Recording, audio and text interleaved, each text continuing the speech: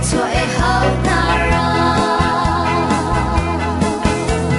zing ka tuan te in kan thâu say le pai ber kan i bay lau lam kal pa in be song thor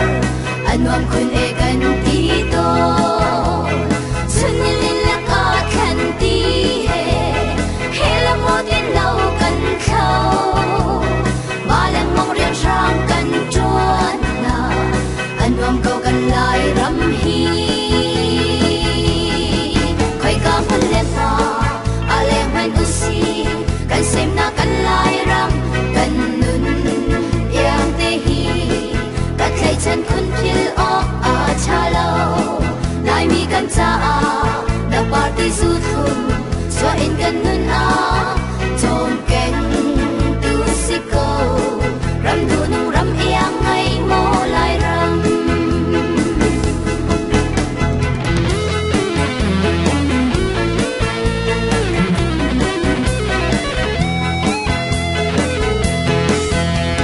kan khâu thai rol an vun za zile mai le phong vai ro khai thar chon han a chun fa ya ai pung silau kan ti na lai kan chunga kan vun chu i thang loi o do te kan tum kan khai rol zu le zom ni mo ai so lai ko ven pa in khoi ka mun le pa aleng man u si kan sim na kan lai ram kan nun yang te hi ka thai chan kun sil ok a cha lo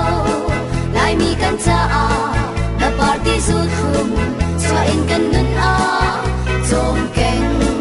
tu si ko ram tu nung ram yang ai mo lai ram chin thak thai par phun an kling ram sa zu le va an kling ki ri re zil khi thiam a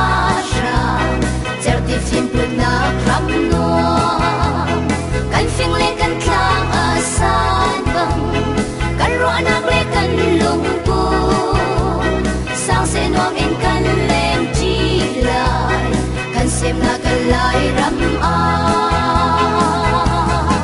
khoi ka hun le pa alem hen u si kan sem na kan lai ram kan nun yang te hi